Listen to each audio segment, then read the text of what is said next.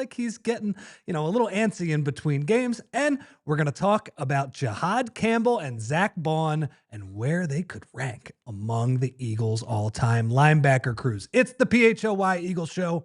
Come join us. Jamie Lynch and I will be talking about it.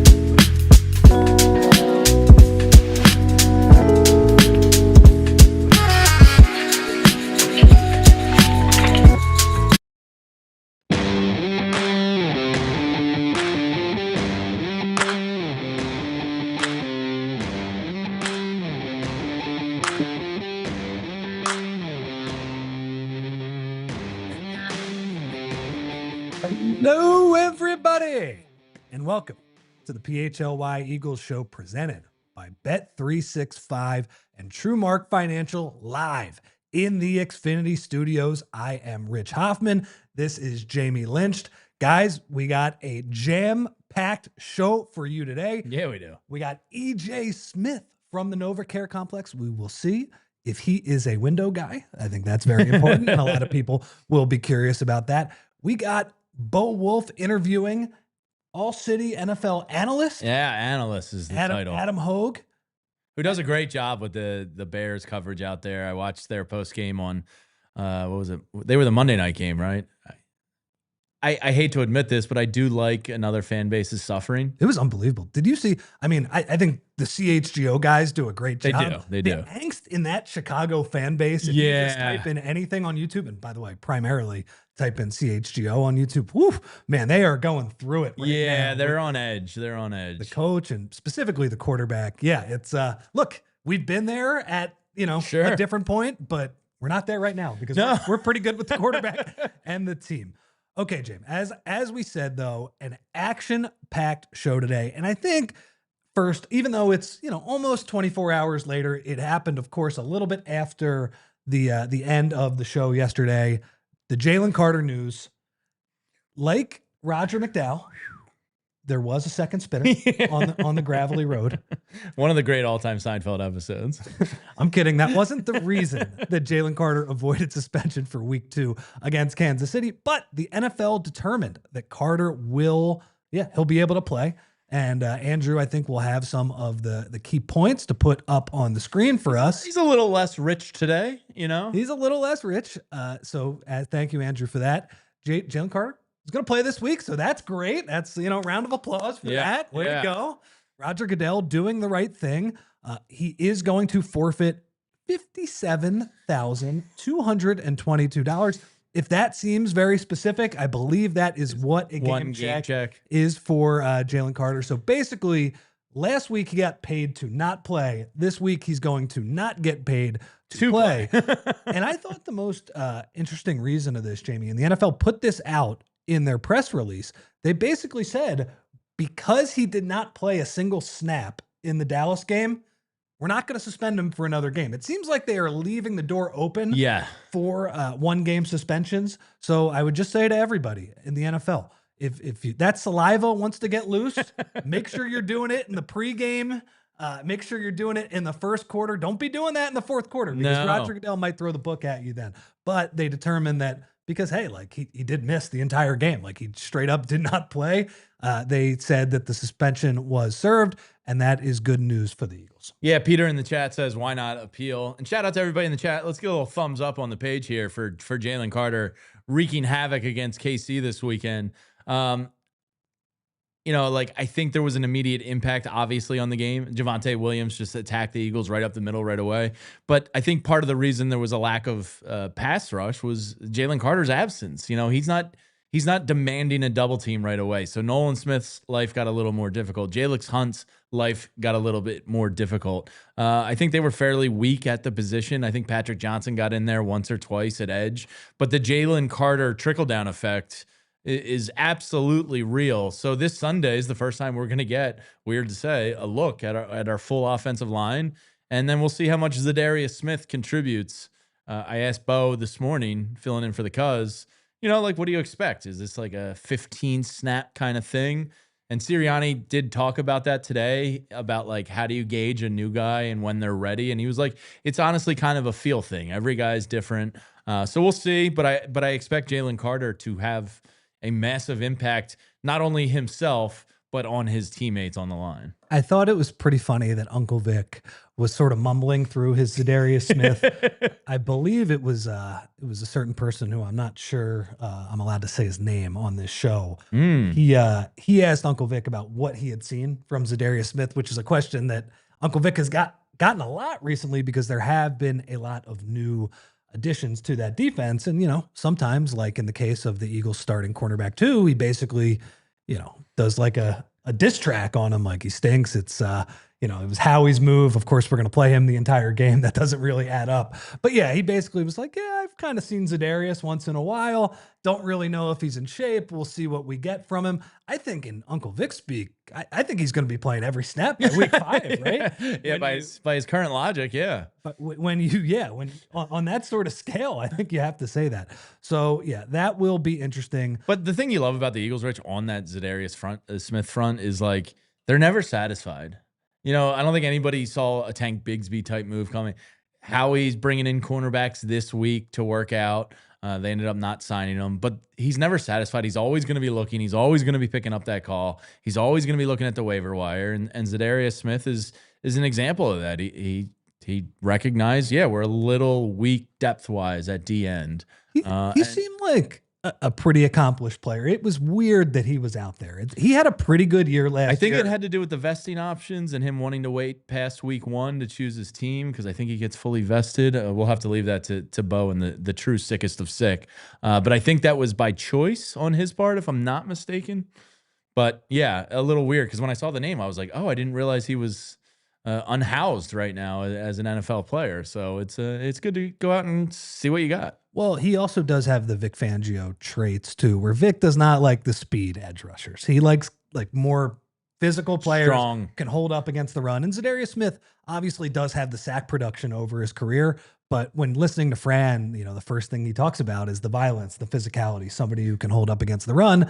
That seems like Nolan Smith to me. Yeah, I was watching Brandon Graham. You heard of him? Defensive end for the Eagles, 2-time Super Bowl champion, kind of a big deal. He was the classic, good against the run and the pass. Yeah, and I watched this show with Bo this morning and subscribed to Unblocked with Brandon Graham on YouTube and social, so you can follow along. But I think we're going to get more and more from BG as the season goes on. But he mentions Zadarius Smith being that strong type of guy that can set an edge, that can play the run and the pass. And he basically said, it makes a lot of sense. He's kind of like my style of player, just a little taller. And Bo was like, well, don't put yourself down. You're plenty tall.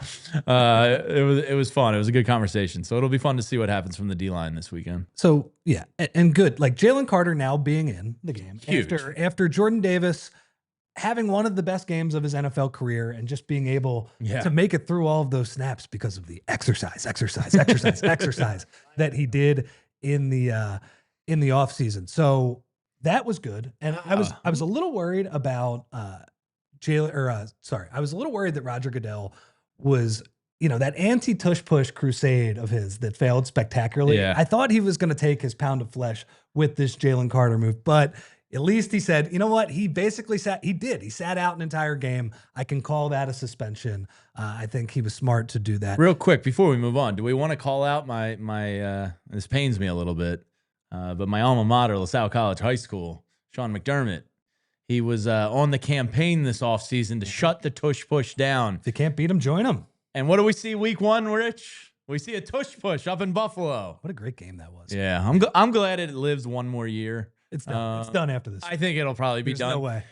Good on the Eagles too, grabbing that sponsorship. About the line of scrimmage, and it's absolutely done. Yeah. Anyway, good to see that. And my first thought on it, Jamie, is that we can finally judge this Eagles defense on a fair scale. Like I suspect, heading into the season, I thought this group was going to have some kinks to iron out, right? Because they're bringing in 3 new starters on the defensive side of the ball, even if we are very excited about Jihaad Campbell. We'll get to him in a little bit.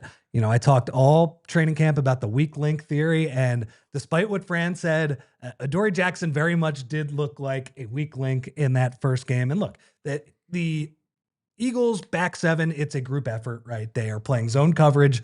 Part of it is being able to pass off routes to other people. I do not want to just single out Adoree, but it wasn't great. And the fact that Nick yesterday was talking about he needs to be a master technician, that's not a great sell for me for the 29-year-old guy, right? That would be Keely Ringo learning the technique as a younger, greener player. And that, so that didn't make me feel great. C's get degrees and all that stuff.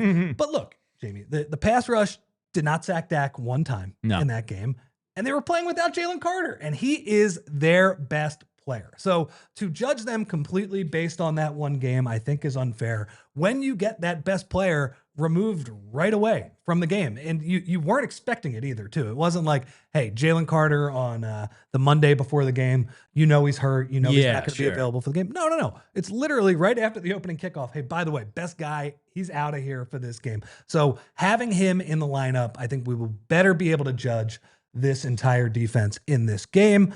Entirely fair. Getting Zadarius Smith as well. Yeah, and I am curious how much we'll see of Zadarius Smith this weekend. But I think it's entirely fair to look. I could single out Adoree Jackson and move on week 2 without him without a problem. But I'm not an executive with the Philadelphia Eagles, and I'm irrational, so I can do that. But I think it's entirely fair to give them the defense's best player. And I know part of our other conversation here, I mean, Jalen Carter is their best player. But Zack Baun's getting close. Is making a damn good case to get into that conversation. I mean, he's unbelievable. That chase down of Miles Sanders. What a play. What a play. I mean, game saver. I'm sure Sirianni he had like a 20-minute team meeting talk where he just kept rewinding that play back and forth. That's the effort we need. But it's true. It really is. And Jihaad Campbell too. I mean, I guess I'm kind of, taking accidentally the reins here and forcing the linebacker conversation. But like, my God, Rich, Jihaad Campbell is to be that good in your first game with the entire league watching, to be that good in coverage, to be that good in the physicality game against the run. That kid was all over the field. He was, I mean, that's one of the better like rookie debuts I can recall in a long time. I think Devontae Smith had like a really strong first game or two. And we've seen some other ones. Quinyon last year, like their draft, history recently has been phenomenal. But Jihaad Campbell, they got another one. Yeah. They got another one. Because all you look for right away, at least me, when I watch, rookies, whether it be basketball, baseball, football, like at first, does it look like you belong? Do you flash? It doesn't have to be every play. Yeah. Like, do you look comfortable? Are you moving at a high level? Yeah, exactly. Like, are you keeping up with speed elements compared to some of the, the vets you're going against? Are you in the right position enough where you feel as though through a fanalist's eyes, like, all right, this guy gets it between the ears. Like the defense is already starting to make sense to him. And you look at these two, Rich, and wow, like these two are something special.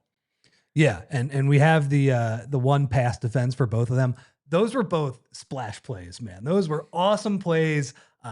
Going back into the seam on routes down the middle of the field and just showing their range. Was it Baun or Jihaad in the end zone there that broke up the one to the tight end?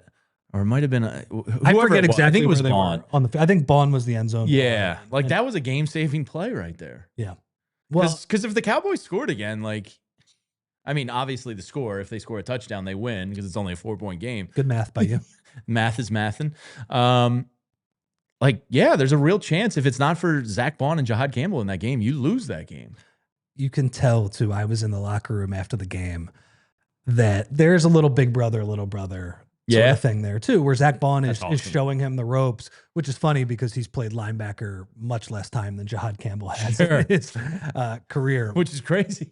Look, we talked about where Chicago is compared to us. Chicago doesn't have a linebacker that became the best, one of the best players in the league in like 3 months last year. Yeah, unbelievable. Defensive Player of the Year finalist. Yeah. So I thought it was interesting yesterday. Vic talked about how in those overhang looks, Zack Baun was that guy last year when Nakobe Dean was there. Now it's flipped because, and Vic's rationale on that, I think part of it is Jihaad is, he's good at rushing the passer, still needs to show a little bit more.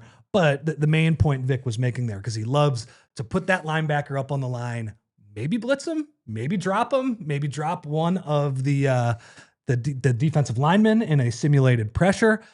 He loved having Zack Baun in that spot last year, but his opinion is that Zack Baun can actually play the middle of the field better this year than Jihaad Campbell. I will say Jihaad Campbell looks like he will be pretty good at that. And so much, Jamie, of this Eagles defensive success last year was the back seven passing off routes in zone coverage. Sure. I mean, look at Zack Baun and Cooper DeJean in the Super Bowl. Absolutely. Like that was another rookie who, look, the Vic Fangio system, all the players have said, like, the hardest part of understanding it is understanding, your lanes and assignments. And if you're going to pass somebody off to a teammate, you have to know and trust that they're going to be there to make up for it. And Zack Baun, the famous mic'd up thing from the Super Bowl, he was like, that was some veteran bleep right there to DeJean.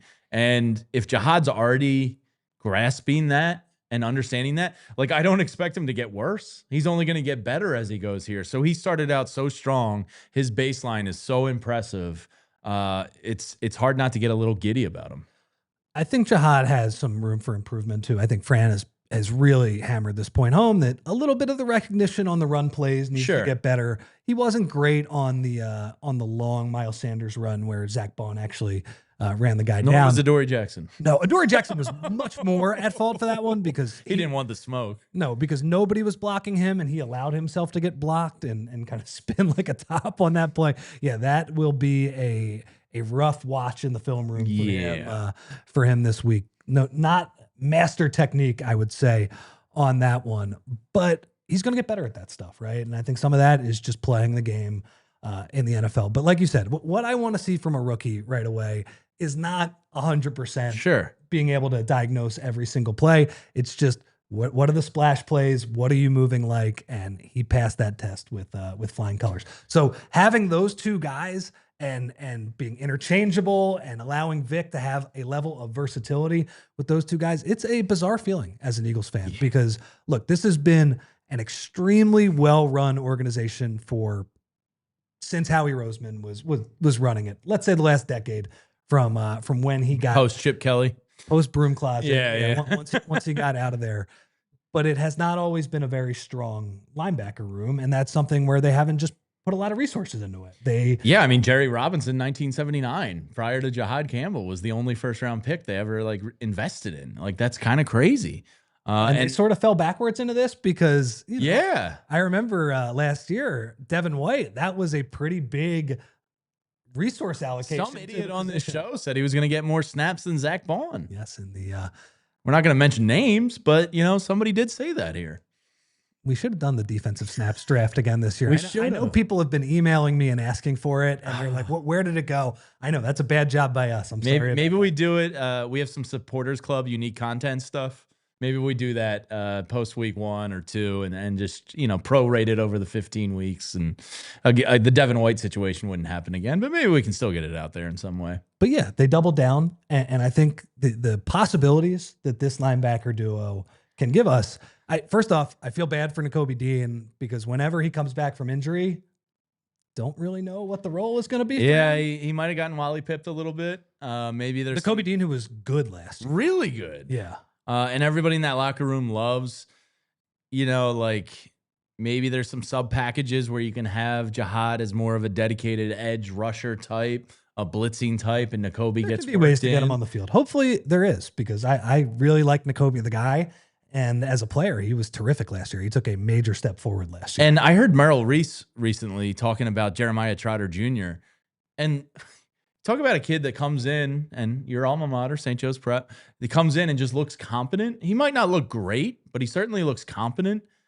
When you look at those four on paper, assuming Nakobe's back at a decent level of physicality, Had Smile in there too. And the promise of him, like this, probably top to bottom, you can make the case is, a strong chance of growing into the best Eagles linebacking room ever. I think they might already be there. I can't say I know the depth linebackers of like the 49ers and, if Fred Warner plus whoever their fourth or fifth linebacker would eclipse the Eagles. But this is, again, they have guys like if they had to play Trot next week, I don't think it would be a disaster. No, not at all. And, for a lot of these years, even when the team is pretty good, when they have put a backup linebacker in there, it's been a disaster. I saw somebody in the chat earlier say like, whoa, Willie T and Seth Joyner were pretty damn good. Yeah, they were. And we've had some decent linebacker rooms. Some really good years. You have your Connor Barwins, like D'Amico Ryans came in. But I don't think Barwin's more of an edge rusher. Though. Yeah, true. Yeah. But I don't think there was ever the depth there was with this room, because you talk about competency at the backup positions. Like that's kind of unheard of here. I'm thinking Trot Sr. and Carlos Emmons. I know there was another linebacker because it was a different sport back then, and they played three linebackers a whole lot more than they do now. But Carlos Emmons was just an unbelievable. He's a very underrated all-time bird. Was so good covering tight ends. Him and Willie T both like severely underrated in Eagles memory. And everybody knows about Axman Sr. for sure. He was quite good. He was quite good. I think that was apparent to everybody at the celebration and everything. So yeah, I'm very excited for what these guys can do. Week 1, yeah, there were some weak links on the Eagles defense, but there were a lot of positives too. And I'm excited to see where this group goes because we have the proof of concept. Like Vic Fangio doesn't always have everything figured out in September. Let's see where these guys are in November. Very excited to see specifically Jihaad Campbell's improvement as the year goes on. And some of that might cover up some of the woes of CB2. Like you may have a rotating chair at CB2 all year, but if your linebacker room elevates its game from where it was last year, which was really good, maybe you don't feel it quite as bad as maybe you should. Yep. Okay, James, that was a nice first segment. Okay, so here is what we are going to do now. We are going to take a break and talk to our friends, and then we are going to come back, Bo Wulf talking to Adam Hoge for a few minutes, and then Jamie and I will be back a few minutes after that with EJ Smith live from the NovaCare Complex. Very excited to see where EJ's laptop is positioned. Jamie and I have been talking about it all week. So come back and join us, but first, a word from our friends. Xfinity, guys. The other day, I am over at a friend's place, and he's pumped to watch football, but his setup, it was a total mess. Lagging, buffering, and switching between apps to find the game. He claimed he was a big fan, but I feel like I have been fan-fished. See, if you call yourself a football fan, you gotta have Xfinity. It's the ultimate sports destination. I can find the best games and my favorite teams all in one place, and the way I watch is next level. It's the perfect fan flex. I've got all the action right there in my living room, plus Xfinity's best picture and sound with enhanced 4K. So clear, it feels like I'm at the link, Jamie. On top of that, I get real-time notifications and live stats right there on my TV. And sometimes I can have 4 games going at once. It is the best seat in the house every single time. Next game day, make sure that big fan isn't a big fail. Learn more at Xfinity.com. Xfinity, imagine that. Restrictions apply. Multi-view requires Xfinity 4K cable TV box. And whatever the moment, it's never ordinary at Bet365. Bet365 has over 90 million users worldwide. They stream over 780,000 events each year, and they have the best early payout offers in the NBA and NHL, which is soon to be firing up. Bet365 pioneered live in-game betting, and Bet365 offers the widest range of games of market in-game for betting across 78 different sports. And NFL, there's so many great offers throughout the season. Thursday night football, tomorrow night, a little Packers-Commanders game. You get the $10 safety net bet. Place a $10 bet and you can get protected. Sunday night football, they got the 365,000, get it, 365, jackpot. Place a $10 bet on the first touchdown score, and you can split a pot of $365K in bonus bets if your player scores the final touchdown of the game. They got Monday Night Football, super boosts, and look out for the PHLY custom same-game parlay odds boosts. Tons of great stuff going on Bet365 when it comes to the NFL. New customers can now get $300 in bonus bets when you bet $5, win or lose. Sign up, use that promo code PHLY365, deposit $10, and place a bet for $5 to get $300 in bonus bet if your bet wins or loses. Bonus bets can be used on the spreads, totals, player props, futures, and more. And whatever the moment, it's never ordinary at Bet365. Must be 21 and physically located in PA. If you or someone you know has a gambling problem and wants help, call 1-800-GAMBLER. And now, Bo Wulf and Adam Hoge. All right, we are back on the PHLY Eagles podcast. Very happy to be joined now by Adam Hoge from CHGO and our new NFL insider. Is that what we're calling you, Hoge? Well, they're calling me the analyst. I'm supposed to analyze. Yeah. Yeah. The NFL analyst. The NFL answer to Fran Duffy for college football is how our people should be thinking about. So I can go across our network. I'm watching all the games, watching all the tape. Obviously, I watched the entire Eagles game last week, which was almost now a week ago, which is crazy. And most importantly, I have an excuse to wear the sweatshirt that's been sitting in my closet. Beautiful. For probably 8 months or so. So yeah, I'm representing. No, you know what I think happened? If you zoom in, which I don't know that you can do, but there's a it's a misprint. It says DNVR actually on the little logo here. So they're like, hey, anybody want these? And I'm like, I'll take one. So yeah. Love that. Repping the brand in Chicago. We love that. We're going to talk to you like every other week here as the season goes on, Hoge. So we're looking forward to that. You are very experienced with Vic Fangio. And where I want to start with you is the defense and what we saw week one. Eagles fans saw it last year, where the defense was not great in the beginning of the season and then became the best in the league as the season went on. I am curious from your perspective, was that generally the case with Vic's defenses in Chicago, where they got better as the year went on?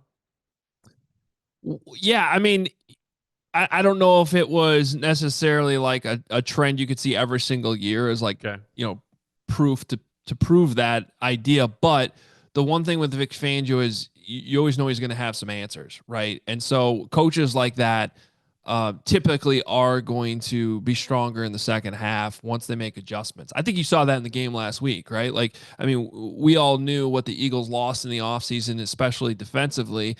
And so if you're a little bit nervous about that coming out, now all of a sudden, before there's even a play from scrimmage, Jalen Carter is kicked out of the game.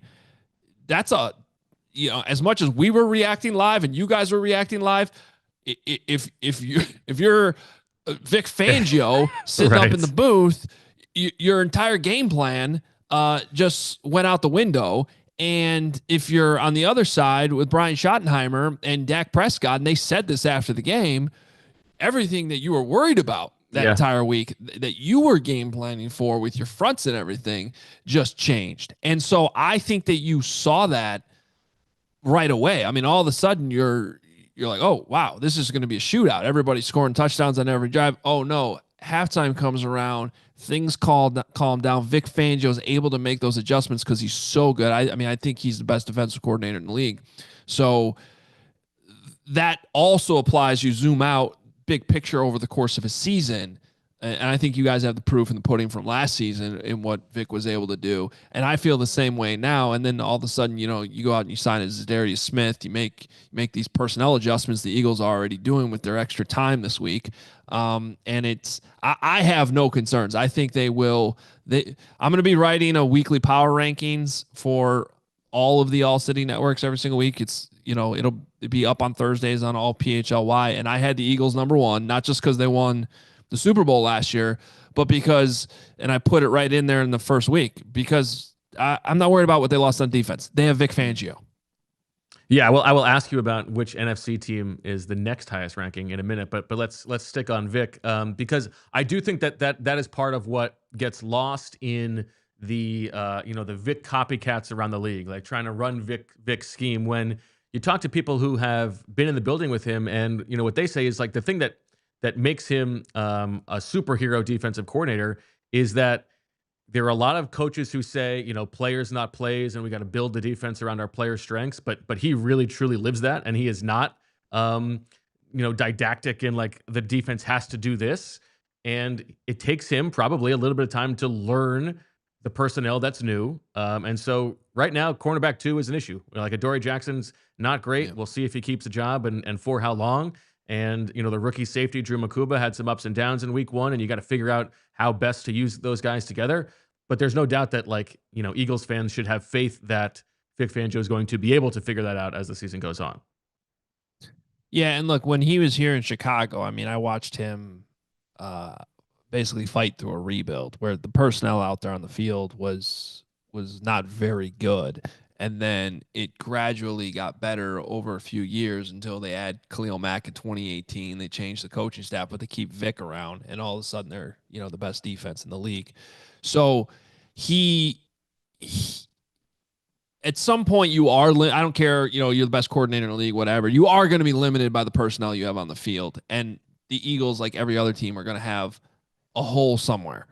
But it's how do you cover up that hole? And when you have players like Jalen Carter up front that can mask maybe some of the weaknesses in your secondary, but you also have a coordinator who's willing to adjust and come up with solutions. And I tend to think it's easier to do on defense, with one exception. When you can't stop the run, you're pretty much screwed usually. Yeah. But if you can stop the run on the back end with your coverages, you can adjust. Like you don't have to be married to, this is how we do things. If you all of a sudden have a safety who's not as fast coming downhill and you can't do some of the blitzes you want to do, okay, you can adjust. I feel like a little bit better than on offense where you might have this unbelievable scheme that all of a sudden, oh no, we don't have the players to run it. Right. What am I now we're talking about way more drastic adjustments. And so I think with what Vic still has with this team, it's obviously a very good Eagles team here. He's going to be just fine. Now, Hoge, our listeners will not know this, but you've got some coaching bona fides of your own, right? Yes. I was a special teams coordinator for the last 5 years, Carmel Catholic High School here in the Chicago suburbs, but I did have to take a step back this year so I could do things like this and come on, PHLY and our other networks. So I'm still helping out on game days, still watching tape and helping out. But yeah, it's the special teams aspect of it has, it's helped do things like this without a doubt. Special teams is great though. Special teams, more than just effort. There's scheme to that as well. Yes. And I learned a lot of that on the fly. The things like 6 years ago, I wouldn't have been able to tell you about fronts on a punt, on punt blocking and things like that. And how to draw up a proper kick return, but all that stuff is very real. And what I always like to tell people, there's 6 phases just within special teams. So have respect for these coordinators. You think about it, a 3-phase game. No. There's 6 phases just within special teams. And you don't get a lot of time to practice that during the week. You're cramming in 2 or 3 phases a day, and you might have 15 minutes to work on it.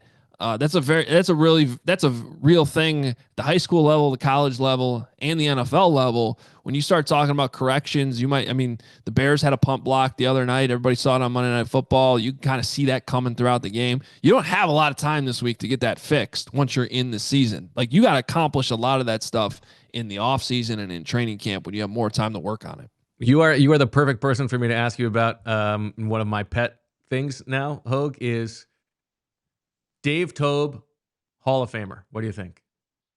Oh, yeah. He's unbelievable. His track record is insane. Yeah. No, Dave Toub should have been a head coach a long time ago. Don't get me started on this. The other thing people might not realize is a special teams coordinator. You coach the whole team.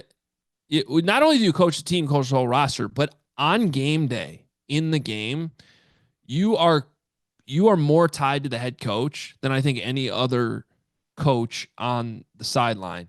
Because think about those 6 phases I just mentioned. If it's a 3 and out, or there's you might sometimes go from kick return to punt very, very fast if your offense goes three and out. So, and then as soon as that ball's punted off, now you're thinking about the next thing. And all of that, you have to be dialed in the game the entire time. You can't be the DC that just walked over and talked to the bench the entire time the offense was on the field. And situationally, clock management, timeouts, all this stuff, you have to be dialed in with the head coach the whole time. So I get it why all these teams are going to offensive coaches. Everybody talks about that endlessly. It makes a lot of sense, but I do not understand why more special teams coordinators don't at least get a chance sometimes. When it comes to game management, they are super experienced at it. And so you have the John Harbaughs of the world who got their chance and obviously have done a great job. But somebody like Dave Toub should have gotten a chance a long time ago. To answer your question, though, if you're going to be that good and be the best special teams coordinator there is in the league for this long, yes, you're a Hall of Famer. All right, I think you and me, let's win the Powerball. We'll buy a team and we'll hire Dave. Let's give him the chance. We could do it. We can make the mistake. The Bears should have hired him in 2012 along with, Bruce Arians and Andy Reid and all these coaches that were available. What was that? Trestman? Trestman. Oh, tough. All right, tell me on the power rankings. Who do you view right now as the Eagles' biggest contender in the NFC? Yeah, great question. So last week I somewhat on merit and just how I think their overall roster is. I did have Detroit up that high, but they were also behind the Chiefs, Bills, and Ravens overall. Sure, the next NFC, and obviously they, as I predicted too and wanted to see. I mean, they do look like they miss Ben Johnson right now, and they got to make some adjustments. But they're also good. They got a lot of talent. They got the season to kind of work that stuff out. Maybe this is a surprise, but because I think everybody week one overreaction is going to be like, "Hey, the Green Bay Packers." Yeah, I'll meet you there. However, before that, the team I would be worried about the most if I'm the Eagles, and this game went into my playoff predictions that I went through last week. I ultimately do have the Eagles going back to the Super Bowl, but I was very, very, very, very, very tempted to put the Tampa Bay Buccaneers in there. Oh, you're a Bucs man. Oh. I'm a Bucs man. I think that look. I've always been a Baker. If we had TMPA, you might have predicted them to go to the Super Bowl. Yeah. Well, really what it came down to is I think the Eagles are going to have home field advantage in the NFC Championship game. And as much as I think the Bucs will make a run, I think that's a little bit too tall of a task. Now, if things switch and, the Eagles don't end up with home field, then, we'll see. But when I have to make these predictions, that's what you're always thinking about. Yeah. I do like the Bucs roster. They've been quietly the most successful most winningest NFC team in this decade. Yeah. More than the Eagles. So, just in terms of wins overall, but they also have their Super Bowl trophy too. I mean, Brady was the quarterback, but I'm a Baker Mayfield guy. I always have been. Okay. I think he's clutch. I think he's a gamer. I just think he's one of these guys that he might not be perfect, but teammates rally around him. You need that at the quarterback position. And in the fourth quarter, there's a reason why I think he's got somewhat of a clutch factor. And now he's got a chip on his shoulder too, because they gave up on him too soon in a couple different spots. So I like the Bucs this year. I think they're going to be a tough out. I'm still a little bit of a wait and see on the Packers, but damn, they looked good last week. Yeah. They looked really, really good. Now they got Micah Parsons too. It's funny in that lead up to your reveal, I thought you were going to go with the Rams, but Bucs. There's a little bit of okay. They've proven the offensive coordinator they can turn it over once. Can they definitely do it again? I didn't think they looked great in that game, but I don't want to overrate week one reaction. So I'm willing to get there with you. Yeah, well, remember, Tristan Wirfs is out right now. Yes, they're dealing with injuries. I thought that was actually a huge win in week one for the Bucs because they're one of these teams that you could look at their schedule and be like, oh man, they might be off to a really slow start here and have to pick it up late. So if they can get some of these wins, like get going on the road against a divisional rival, the team that was, probably going to be their biggest, toughest test this year in the Atlanta Falcons, you take care of business. That's a huge win. I don't care what it looked like, what the final score was. All right. Before we let you go, we got to talk about the game for the Eagles that's coming up on Sunday, the Super Bowl rematch against the Chiefs. How do you see that one going early on? Well, I think it's fascinating because, it's very easy to always believe in the Chiefs. I always say the Chiefs are inevitable. It's probably why I incorrectly picked them to beat the Eagles in the Super Bowl. Last winter. Because it's good of you to own up to it. We appreciate that. Well, but they've deserved that, right? They've deserved that. And then all of a sudden you look at week one and you're like, oh man, I don't know how to look at them right now, because that was a very surprising loss, but it's also week one. Weird things happen in week one, like, your best player spitting at somebody before the game even starts. Like, you never know what's going to happen. 6 seconds in. Come on, 6 seconds in. Yeah, I you know what? See, that's me not giving enough credit to special teams. That's there was exactly a special right. teams play in there before the spit. Yeah. So I don't know, but you go back to that Super Bowl and you just see how overmatched they were. But that's last year. The roster's changed. The Eagles are now making adjustments. They're not quite as strong defensively. The Chiefs are at home. They did lose last week, so they're going to be highly motivated. I'll be honest with you. It's Wednesday. I don't know who I'm picking in this game yet. I tend to still lean Eagles. I do have them ahead of the Chiefs in the power rankings right now. I think overall they're in a little bit better position to have success throughout the year, but this whole league is a week by week thing. It's sometimes not even who you're playing, but when you're playing them. And there's no doubt this is a really tough test in week 2. Honestly, the Eagles scheduled to start this whole thing. It's not easy. It's not easy. I mean, you got the Rams next week. You got the Bucks on the road after that. Don't be surprised if the Bucks win. You heard it from me now, because I'm high on the Bucks. The Eagles can't win in Tampa Bay. That's their nightmare. That's right.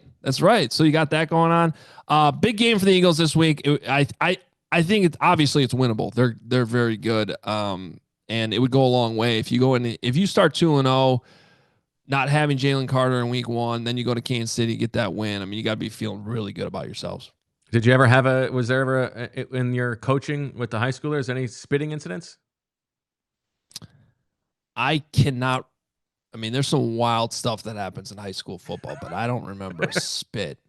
And if there was, I mean, it just crosses so many lines. And I'm sure you guys analyzed this endlessly, because it was the big thing last week after this game. But and I don't know why it took 3 hours just to find out that Dak Prescott spit in his direction. Yeah. First. And also, the broadcast maybe wouldn't have shown it to us if there wasn't the lightning delay. Like, they had that footage.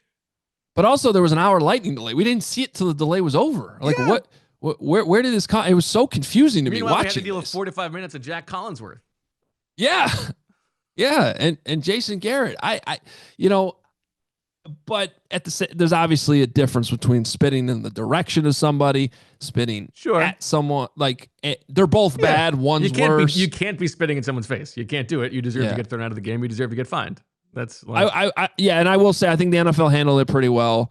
He didn't need to be suspended an extra game. He served his suspension by missing that entire game, not playing a snap, forfeits his game check. Everybody can move on.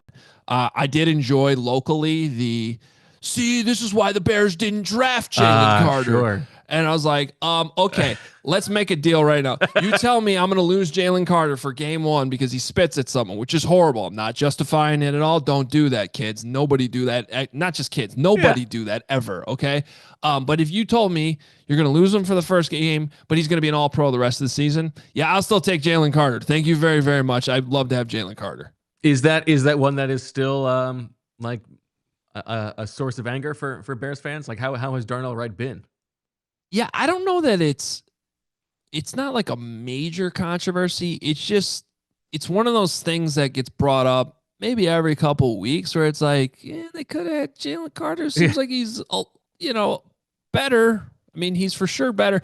Darnell Wright, jury's still out. He's not bad, obviously. He's a very serviceable, more than serviceable right tackle. But you saw him jump early, false start the other night. That seems to be one of those every game. And when you draft a tackle in the top 10, regardless of who you pass on, that guy should be a cornerstone tackle, whether it's left or right. And to this point, we can't say that. So it was a huge topic of discussion on our shows leading up to that draft. The more you realized, remember when that draft process started, there was no shot Jalen Carter was making it to 9. Top 3 pick. And then without a doubt. And then all of a sudden he's sitting there. You start to realize leading up to it, this might actually be a thing. And then the draft starts and you're like, oh, this is actually a thing. And now the Bears are on the clock. Oh, wait, the Eagles traded up. And everybody in the world knew who they were trading up for in that moment. As soon as you see the Eagles are on the clock. And then you're sitting there on our end doing our show and you're like, Oh boy, this seems like something we're going to be talking about 5 years from now for sure. And we are, but it's not like Darnell Wright's a bust or anything. Okay. All right. Well, Adam Hoge, thank you so much for taking the time. We will talk to you again in 2 weeks. And if you Eagles fans have been so enamored with the analysis from Hoge, you can check him out on the CHGO Bears show all the time. Thank you for joining us, my friend. Yeah, power rankings will be up tomorrow, but maybe you don't even need to read them. The Eagles will be number 1 again. There we go. Give it a click though. We want those views up. Yeah. All right. Back with more on the PHLY Eagles podcast.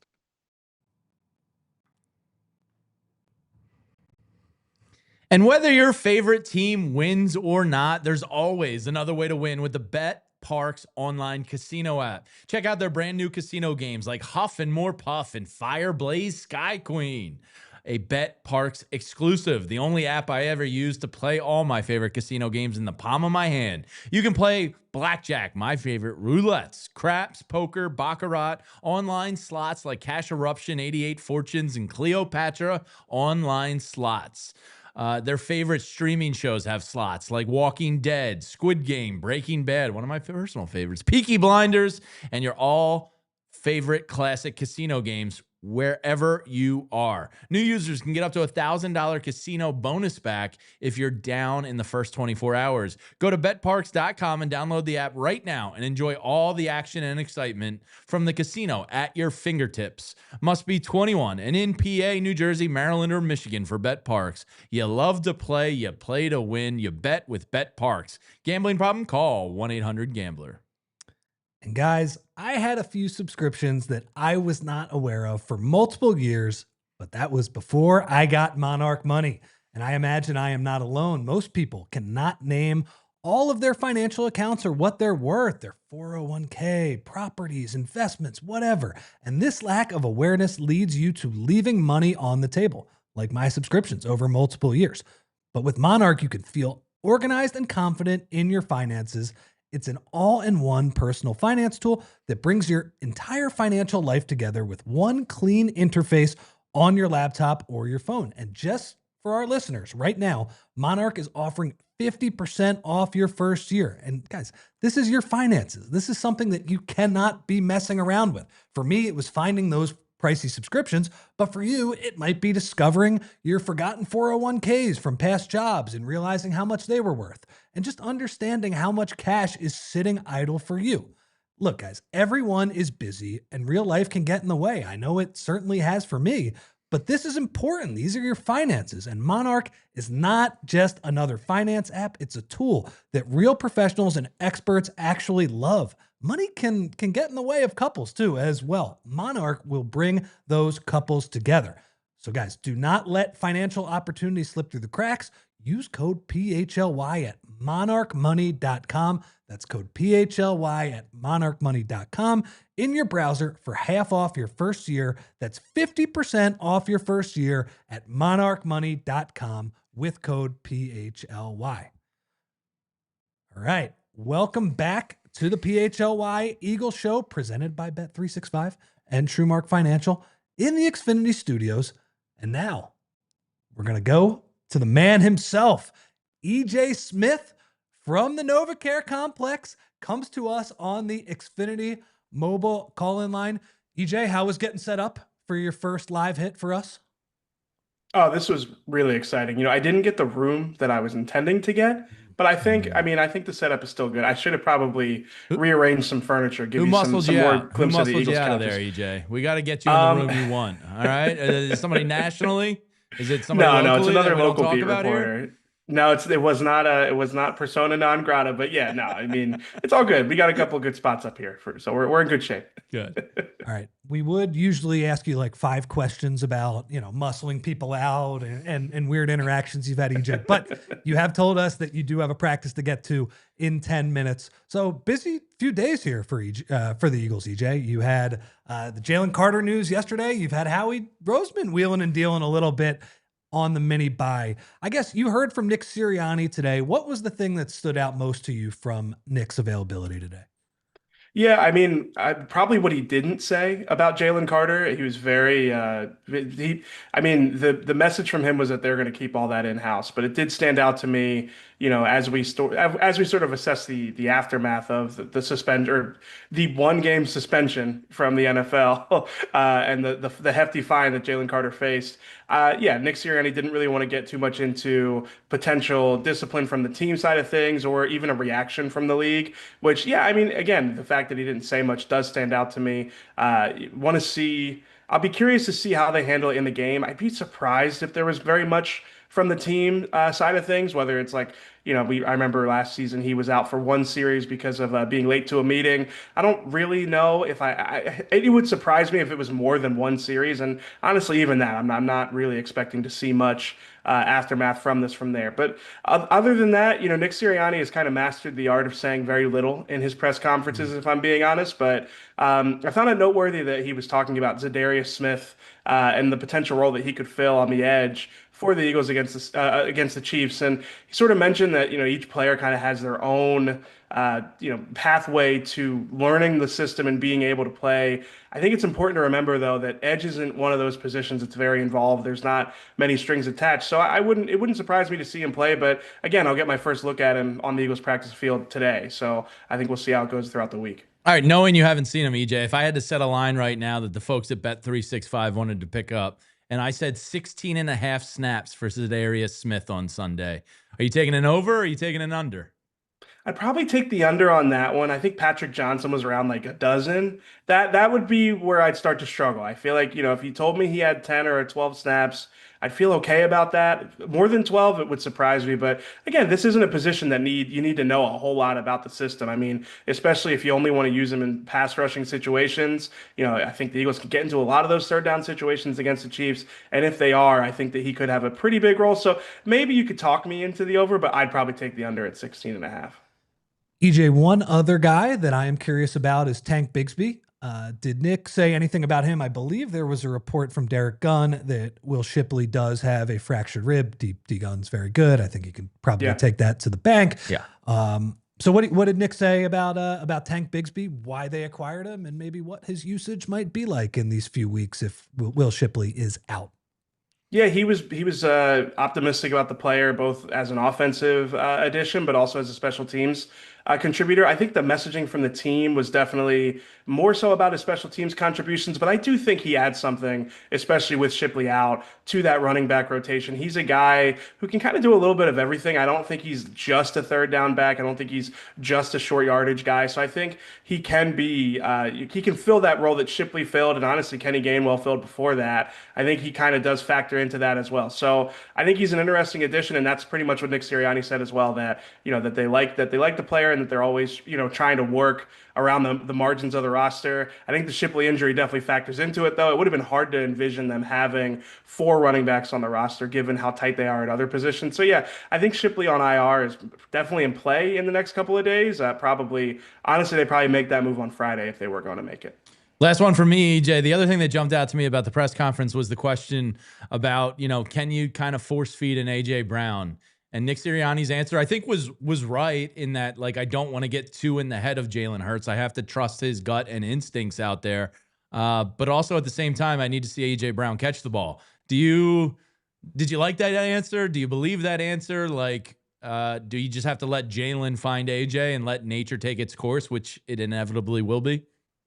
Yeah, there are definitely passing concepts that you don't want to tell Jalen where to go with the ball. It has to be organic, but at the same time, we've seen this offense at times funnel targets to players. There are mechanisms you can take to get the ball in AJ's hands, and I think we'll see that against the Chiefs. It is the Eagles' history that if one of their star guys, whether it's A.J. Brown or Devontae Smith or even Dallas Goedert at times, if they have a quiet game, the next game they sort of overcorrect and they make sure to get those guys involved, especially early on. And, you can do that. You can manufacture touches for guys, whether it's bubble screens or, just having a simplified concept that just goes to that player. So I'm not one that's like sounding the alarm on the A.J. Brown lack of involvement. I think that they probably will give him a heavy usage against the Chiefs. EJ, last one for me, the most important one. How was your anniversary dinner last night? Oh, you went to a great restaurant. I've been there. Yeah. Yeah. So we went to My Lou. I think I'm pronouncing that correctly. And the food was awesome. Yeah. I mean, we got a lot of food and we ate all of it because it was that good. So yeah, no, it was a really nice time. Shout out to Julia, as always. My Julia, not our Julia. Shout out to but both yeah, Julias. no, definitely a good time. Yeah. Happy anniversary to you and your Julia. Yes. Thank you. Thank you. All right, get out there. EJ, we'll let you go and get out there. Practice. And are you back on tomorrow? I'm back on tomorrow. Yeah, and we'll have updates on everything I get for today from the locker room. And there's a report from Elliott Short Parks out there that Dallas Goedert's got a knee sprain. So we're gonna go out there and see if he's out there and see what we can find out. Man, that guy can't avoid injury. All right. Yeah. All right, man. Thanks, guys. We will see you tomorrow. Appreciate the time. Get out there on the practice field. That is EJ Smith. Everybody, I'm a little curious to see that the Tank Bigsby edition. Kickoffs are going to be more important this year. I know that seemed like kind of a weird explanation. It didn't 100% pass the quote unquote smell test, but I think years of control. They probably had high grades on the guy coming out, and then you put the kick thing on top of it all, and it's like, okay, why not? We have all these picks. Let's party. There was I think he only returned 6 last year, and he averaged like 32.5 yards on those 6. Well, and there's going to be more kickoffs to return this year because of the 35-yard line being the penalty. And there was I think it was a stat, I read it in Bill Barnwell's piece, 18.6% of kickoffs produced the touchback in week 1, down from 64.5% last year. So that is a massive change. That's a big difference. So I would understand the rationale a little bit of, okay, kickoffs are going to matter more, field position is going to matter more. I thought who is it? Braden Mann is the kickoff guy for the Eagles. Did a phenomenal. He was like a top 5 player last week. Phenomenal job. The whole special teams was great. Jake making that long kick as well. I believe the punalytics were out as well. Braden Mann, I mean, yeah, we might just you need to give that guy another extension. He was terrific in that game. So Eagles special teams getting off to a good start. A lot of special teams talk after Bo's discussion with Adam Hoge today. Okay, I do want to get to some of the A.J. Brown conversation. Absolutely. To me, it didn't look like he was moving all that great in week 1. I'm not worried about A.J. Brown, the player. I'm worried about just, is he healthy enough after sitting out a lot of training camp with that hammy injury? Yeah, there was a video that I think that EJ captured of AJ running out on the practice field at training camp where I was like, oh, they just shut him down because like he's feeling good and they don't want to tweak it. But then, on that one he did have the one catch at the end of the game. He looked a little ginger out there, moving a little bit gingerly out there. So, I do think they're going to try and get him the ball this weekend. I mean, he's one of the best receivers in the league. So it'll be interesting to see how he looks. Hopefully he's feeling all right. We'll see. Yeah. And I just wonder a little bit when you looked at the offense, I thought Jalen Hurts played an awesome game, but it was a lot of individual brilliance. It wasn't schemed up outside of the long pass to Jahan Dotson. That felt like a really nice cover 4 beater that Fran broke down very well. It didn't feel like, Jalen and Nick after the game were like, yeah, their pattern matching was really good in the secondary. It's got to be better, right? I think we can all agree. I think that Jalen played, a great game, but it was out of structure, a lot of it, and he kind of had to play a great game. Let's give him a little more help with the overall offense. And some of that boils down to A.J. Brown. And we will talk about that and the rest of the Eagles offense in overtime.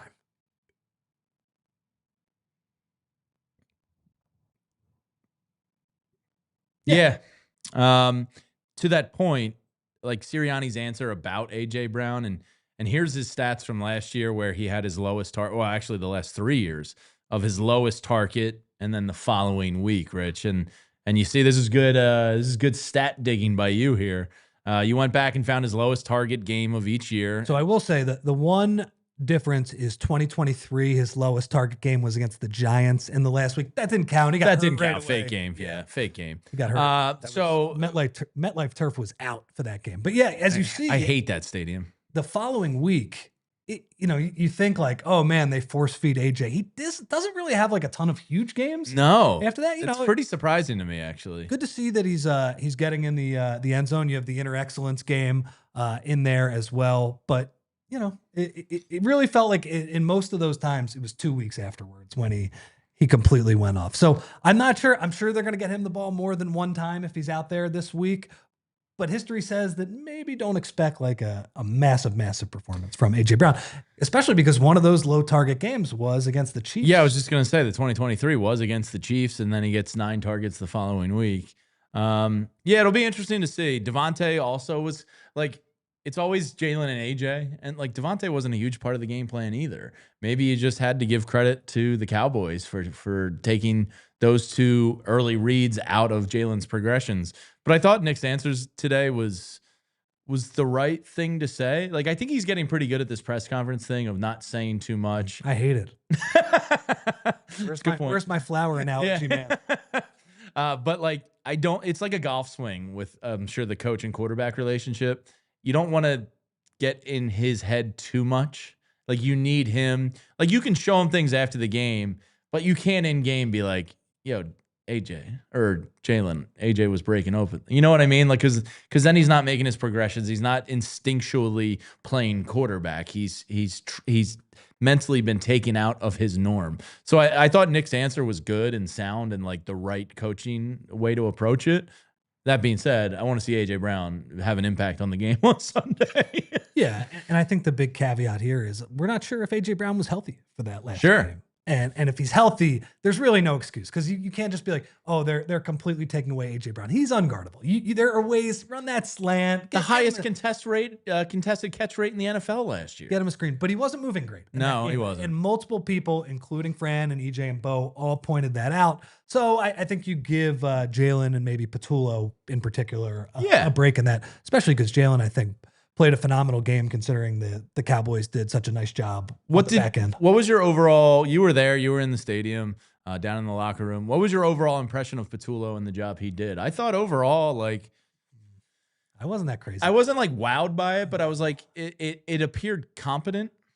I thought early on it was good. Yeah. When he got into the heavy personnel, some of those outside runs, it probably got screwed up a little bit too. Like, I don't want to bring it back to Swooper, which we'll get to in the next few days. That sitting next to EJ when BVS went down was pretty rough, man. How was he doing? He had a lot of turkeys on BVS. But I think he also had Jihaad. He did. It was a redeeming moment for him as well. I didn't follow up on this. Did Jihaad actually get credited with the forced fumble? I don't think he should have. But he did. I thought Byron Young actually probably made the play. And Vic, I think, said if it was a sack, it might be one that they split at half. But Jihaad got Jihaad. Hey, look, they give it to him. It's not like so how was EJ's the official scorer is on the take, or maybe he is. Man. What a scandal. Yeah, maybe. hey, Pablo Torre, find that out. Did his spirits lift when he thinks that Jihaad gets the forced fumble? Yeah, because the BVS blow, that's a tough way to start a game, and then you get the forced fumble swooper later. I think he was happy because of all the fullback usage. They put Kylan Granson in there. He could at least say, okay, the stuff I got wrong, I would have been right about if the guy didn't get hurt on the first kickoff. So. Yeah. As far as Patullo was concerned, I mean, I thought it was pretty sloppy after, it felt like they ran into some pretty. I think offensively both teams struggled after that delay. Sure. And it was a weird game. And it's just one game. But, they got hurt a little bit by blitzes in the second half. I didn't think offensive line had their best game ever. No. And Landon was hurt as well. So that's another mitigating factor. They weren't. Usually when you run to the left side, you got Mailata and Dickerson. Yeah. I mean, they're blowing people off the ball. And early on, I think they did. But as that game wore on, not as much. And also, I don't think it was a coincidence that Landon Dickerson had to take himself out of the game, one of the toughest guys that we've seen. So need to see more from Patullo. I do wonder, the issue is, Jamie, if they don't play a good game against Kansas City, and I'm pretty confident, give us the mini bye. Give Kevin Patullo a second chance. I feel like they do have more talent than the Chiefs this week. I'm feeling okay about that.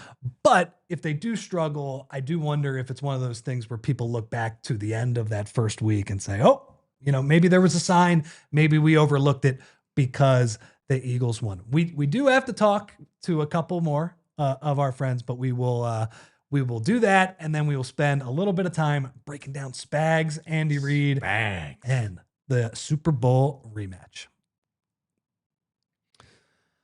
And Jamie, at first, I am excited to talk about a company that both you and I love, and that is Mack Weldon. I'm wearing the pants right now, Rich. They are phenomenal. Jamie, the word of the day is breathable, and Mack Weldon has breathable clothes that keep you cool, comfortable, and stylish. Perfect for the summer. It's still going to be pretty hot for the next few weeks out there. And their new Tech Linen line combines the easy charm of classic linen with Cool Max technology. Jamie, they are known for their underwear, but I also love their t-shirts. I got 2 of those, and I've been wearing them for the past month. Comfortable, breathable, and my favorite product I got, I know the summer is a big deal, but for the fall is my Blue Tech linen hoodie. That is my favorite new piece of clothing overall. It is the go-to choice for guys to look great without even trying. Mack Weldon clothes are designed to fit your style and the demands of modern life. No frills with these things, James. They look like regular clothes, but feel like the latest in modern comfort. So go to breathable clothes that you can feel comfortable in all summer, and go to mackweldon.com and get 20% off your first order of $125 or more with promo code PHLY20. That's Mack Weldon, MackWeldon.com. Sounded like I was chanting there. Promo code PHLY20.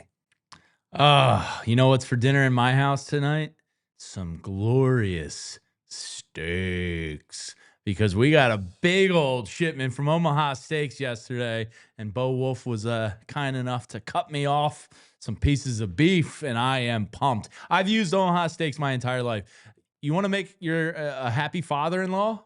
Just for Father's Day, send him a box of beef right to his front door from Omaha Steaks. It's still to this day one of the best gifts I've given my father-in-law. I just need to make it an annual gift. Like, forget about it. Off the checklist, boom. You can get from handcrafted steaks to delicious fall favorites. Omaha Steaks delivers the world's best steak experience. You enjoy USDA certified tender steaks, juicy burgers, cozy and convenient comfort meals, plus tailgating favorites like wings, smash burgers, and big deli style franks. And now during their Red Hot sale event, you can get 50% off site-wide at omahasteaks.com. Plus, our listeners can get an extra $35 off with promo code EAGLES at checkout. These steaks are great. You don't have to deal with the butcher. You know you're getting a quality cut of meat. 5 generations of uncompromising quality, a family-owned company with over 100 years of expertise in the meat industry. So get fired up for fall grilling with Omaha Steaks. Visit omahasteaks.com for 50% off site-wide during their Red Hot sale event and an extra $35 off using promo code EAGLES at checkout. That's 50% off omahasteaks.com and an extra $35 off with promo code EAGLES at checkout. See site for details. Welcome back to Brover Time. Shout out to Provolone John for that. And the PHLY Eagles Show presented by Bet365. TrueMark Financial in the Xfinity Studios. So how you feeling about Sunday, man? I feel pretty good. I talked about this morning with VG. I don't want to say the Eagles broke the Chiefs because they still have Patrick Mahomes, and he's still one of the best quarterbacks in the world. And he's been in an AFC championship every single, basically year of his existence in the league. So I don't want to be a hot take guy, but I feel like they're normalized. Travis Kelce, to me, still a very good player, obviously, but he looks old all of a sudden. And they have repaired their offensive line some, with some first-round picks and what have you. But they're kind of a revamped team, and Xavier Worthy is out. I just feel like they're kind of humanized finally, and I just think the Eagles are the more talented team. Arrowhead can be a tough place to play. I've been there. It's an awesome stadium, awesome tailgated experience.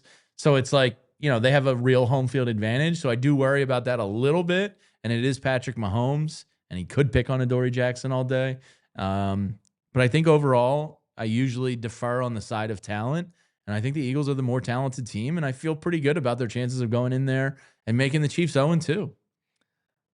I hope so. I think you're going to get the Chiefs' best shot. Absolutely. Coming off a loss is not the spot you want the Chiefs in, ideally. Coming off Brazil, though, Eagles lost to the Falcons last year coming off Brazil, which is one of the funniest. Saquon, just catch that ball. Yeah, but, their defense got shredded the entire game. It was in retrospect, 2 months later, sure, one of the most ridiculous and funniest outcomes of last season that Kirk Cousins was moving the ball up and down the field on them. Yeah, you know what? I got to say, James, watching that game last week on YouTube, Patrick Mahomes running over the corner on the sidelines, that made my blood boil. You know, he's going to the sidelines. It's a play where if he gets one toe out of bounds, yeah, he's flopping like an NBA player, you know, trying to sell an offensive foul. And instead, the cornerback lets up and he trucks that dude. That made my blood boil. Come on. He's can Weasley. That guy, can 30, 70, 40, 60 calls that he gets every single time, can that not go his way after he's doing that? So I thought about gaming the system. I thought about this the other day. It's funny you bring it up. Jalen Carter, like, you bet. Obviously, I think he'll learn from his mistake and get better. He's not going to be like hawking loogies on Patrick Mahomes. But don't, like, if it's a 50-50 close play and he is around Patrick Mahomes by any sort of sideline or late hit or any type of penalty situation, Patrick Mahomes is going to flop it up around Jalen Carter. And he's going to try and sell something. So, Jalen Carter, please just take it easy around Patrick Mahomes.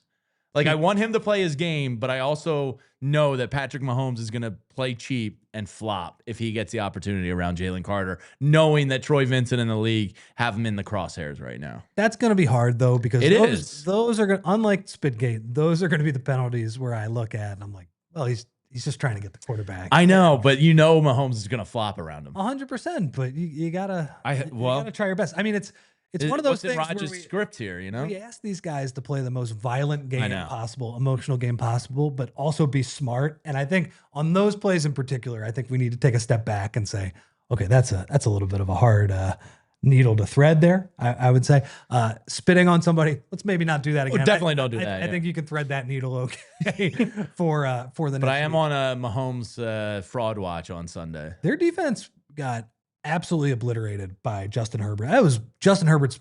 I'm Justin Herbert's biggest critic. That was his best game I think I've seen him play in multiple years. He was excellent. Now, by the way, Justin Herbert, here's what the critic's going to say. Let's see you do it in the wild card round instead of week 1 of the NFL season. But, you know, they did lose some guys on that side of the ball. The one thing I'm sure Fran will talk about over the next few days, you're going to get Spags. You're going to get a bunch of blitzes. You're going to get a bunch of unscouted looks. He's gonna muck it up. Spags has had success against the Eagles offense in the past, not last year in the Super Bowl. You know, he had the idea that, okay, we're going to take Saquon out of the game. Well, Jalen Hurts was extremely efficient moving the ball through the air, finding pretty much anybody, starting with Jahan Dotson. Anyway, it'll be a fun game. I am excited. I think they pull it off.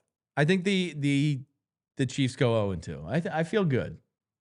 I hope so too. Jalen Hurts is he's playing incredible football right now. Thought he was excellent in week 1. I hope he doesn't have to be excellent in that same way in week 2. But, you know, the Chiefs, they did not get to Herbert all that much. There was that last play of the game. Chris Jones was a little bit selfish. He ducked inside and Herbert scrambled for, I think it was like 15, 17 yards on a 3rd and long to win the game. Hey, if Jalen Hurts can do that, we know he's capable of it. That would be pretty sweet as well. And look, you know, Tom Brady, Kevin Burkhardt on the call for Eagles Chiefs. What can go wrong? And by the way, Rich, before we get out of here, I just wanted to mention one more thing. It is Big Brothers, Big Sisters month of giving. And if you're able to donate and help out BBBSA, it's just one of the best organizations out there. Rodney McLeod can tell you all about it. So if you're able to donate. Every cent counts. 100% of proceeds go to Big Brothers, Big Sisters of America, but also the importance of becoming a big. And it's not a huge commitment. If you can spend, a little bit of time once a month with a little, the impact that bigs can have on their littles' lives is monumental. You know, we've had staff members here become bigs. And it's a life-changing thing that people can do. So if you're able and you're willing to sacrifice a little bit of your time every month to commit to a little and help their life in a major way, please consider doing that. And you can sign up right there, Big Brothers, Big Sisters of America, and look into it. It's a charity that we're working with here at All City Network. And it's near and dear to our hearts, and it's their month of giving. So just wanted to get one shout out to them before we got out of here. And as Andrew has pointed out to us, we have a couple of super chats. Super chats from IB Me every day. How's Bo me. not a Birds fan? How's Bo not a Birds fan? I feel like he needs to answer that one. Yeah, IB Me. Maybe we'll pass this one off to Bo tomorrow and have him answer it. Hold his ass to the griddle. I think it's he's a Big J journalist. You know? He's a Big J journalist. He also worked for the team. As well. I don't know. Maybe the fandom bug just never hit him. He's also the Westchester County pitcher of the year too. Not from here, so it didn't bite him as a kid. But I think even if he's not a fan, he is a very involved and important person within the Eagles orbit. And next up, CDP. Thank you as always, CDP. Should Sirianni be worried about Gardner Minshew telling Spags all the nuances of the Eagles passing game? Because it's changed since he's been here. It's Kevin Patullo's world now. I mean, I'm sure Nick Sirianni's influence is still all over it, but I do love those storylines. Yeah, the backup quarterback or some random guy. I always love when they sign like the practice squad guy that was just cut, and they bring him in for that 1 week to basically buy his secrets. What is Nate Sudfeld gonna say? Where is Nate Sudfeld these days? I don't know. I hope he's doing great. Very pleasant guy in the locker room. Was he? Enjoyed Suddy. Yeah. Is that what the teammates called him? Sudfeld or Suddy? Or are you just hockey naming them? No, I think I'm making that up. Honestly. Okay. Yeah. Oh, he's with the San Francisco 49ers. Nate Sudfeld had an amazing line. Bo did a story probably 5 or 6 years ago with Carson Wentz where he sat in the locker room with Carson Wentz. And while all the chaos of an Eagles locker room session was going on, he made Carson, or no, sorry, it wasn't Carson Wentz. I'm screwing this up. It was, what's his name? Josh McCown. Oh, yeah. And Carson Wentz was involved in it. But Josh McCown had played for a million teams at that point. And Bo tried to get him to name every player he threw a touchdown pass to. And Nate Sudfeld interjected at one point and he said, I could do my whole career. Nelson Aguilar. That's it. Anyway, that's great. Was a very funny line. Josh McCown also, he's the QB coach for I think the Vikings now. I think we saw him. Jeez, yeah. The Eagles gave him a start. Look at him now. How about that? Yeah. They didn't really give him Well, he was coaching his son's high school team, right? They pried him away from that. And they brought him in as a quarterback, and he wasn't meant to play with the torn hamstring, but like he was kind of brought in to be like a coach, more or less, wasn't he? Like that was kind of his role. Yeah, until he played. Yeah. Anyway, like Josh McCown. Yeah. All right. We're going to end the show with those statements that I like Nate Sudfeld and I like Josh McCown. Great way to end it. So thank you to everybody for joining in today. Thank you to Jamie. Thank you to Andrew for a great job behind the scenes. I think it might be Bo, Fran, and EJ tomorrow. Yes, I believe Thursday is Fran Day in studio here, so it should be the full crew back tomorrow, previewing the game, and then Friday Swooper Day, right, with the prof. With the prof. So loaded few days, guys. We are in the routine of the NFL season. Got a big one coming on Sunday. So thank you for joining us, and as always, we love you. We all silly like the mayor.